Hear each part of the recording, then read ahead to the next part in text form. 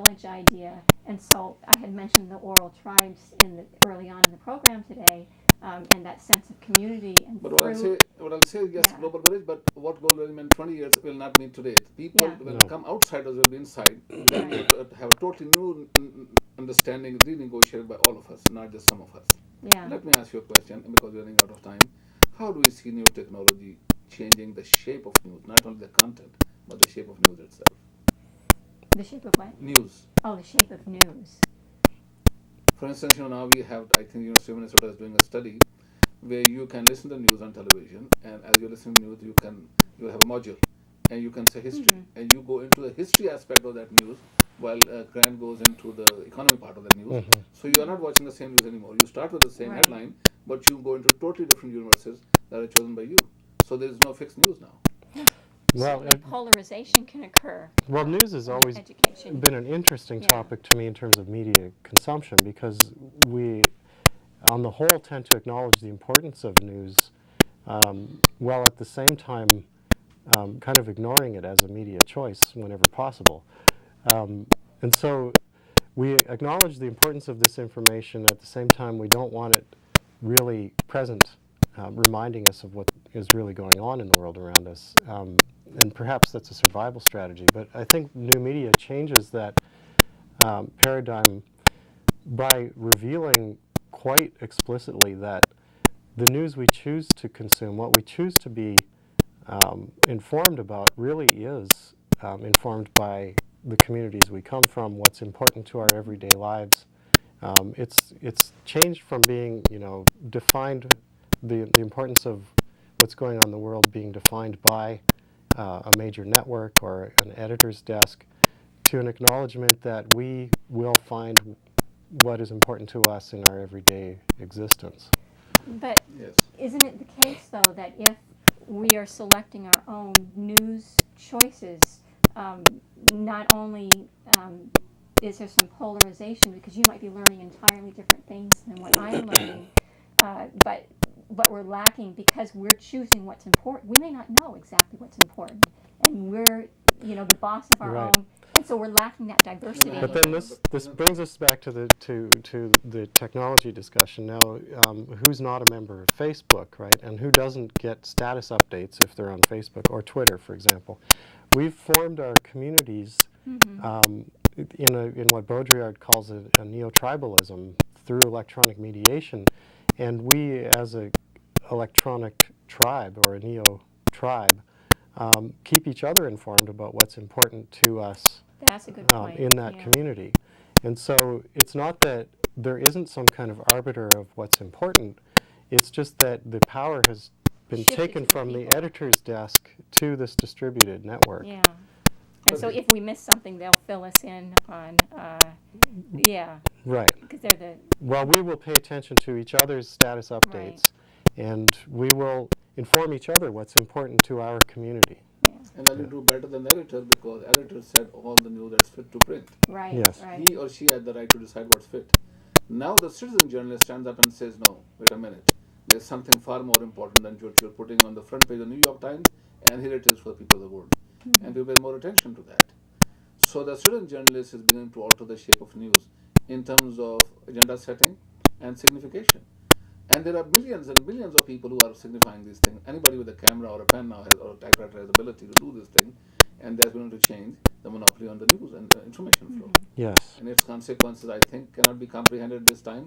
Maybe 20, 30 years down the road, we'll comprehend the consequences of these changes, because these changes are so fundamental, and they're altering the structure so cohesively and so comprehensively that it's impossible even to see what will come next. But at the same time, the traditional method of news selection and delivery had ethical standards in place, has evident, well, okay, that's open for debate, that's another discussion, but it has, supposedly claims with evidence and so forth, where the everyday person does not if everybody becomes a newsmaker and publishes, in their blogs on the internet, let's say, that information is not necessarily true, it's not necessarily reliable, but it is the opinion of a layperson.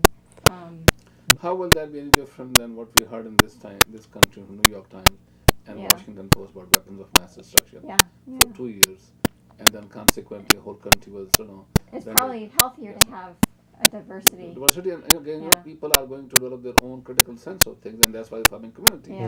And Yeah. the important thing about the new tribe is not ethnic, it's not racial, it's not biological, it's not even national ideological. It has its own contours, it has its own sort of, and people from all over the world can join those new tribes. And Yes. the globalization and conversation around, across continent with people who are not in any way similar to you, in any sense of the word, that to me is the most enriching part of the globalization. Discovery of the new person, discovery of the new human, the matrix of communication, that I think becomes very important. Well, I think we have a prototype for that. In fact, in the Zapatista uprising of 1994, and it's, this is, of course, a precursor to Twitter and the present technologies that we're using.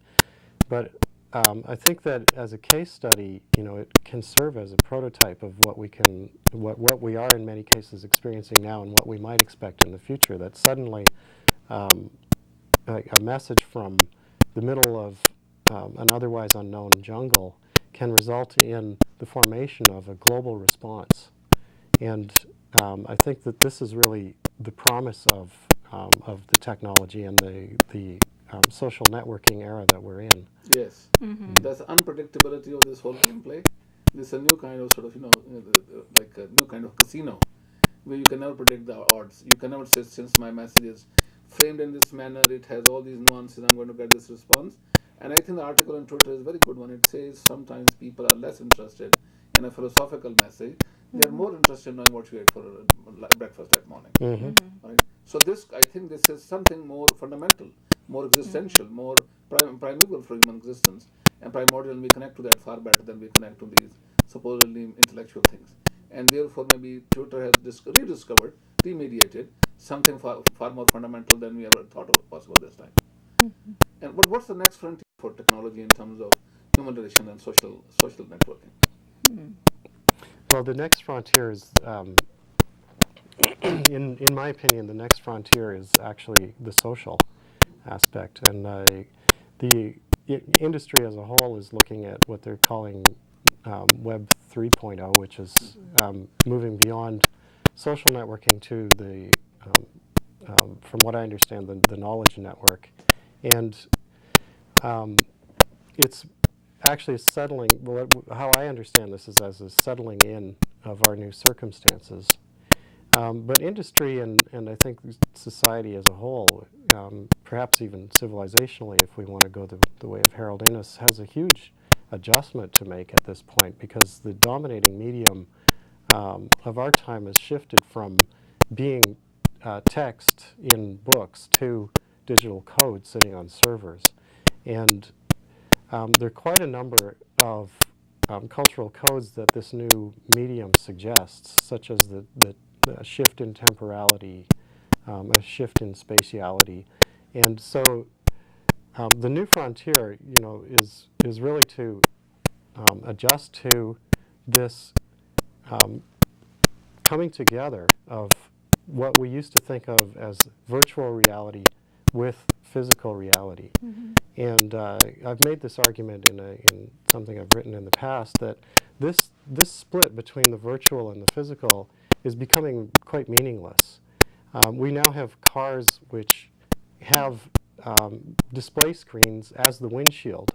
So effectively, driving your car has turned into a digitally mediated experience, even more so than it already was with the computer running the engine.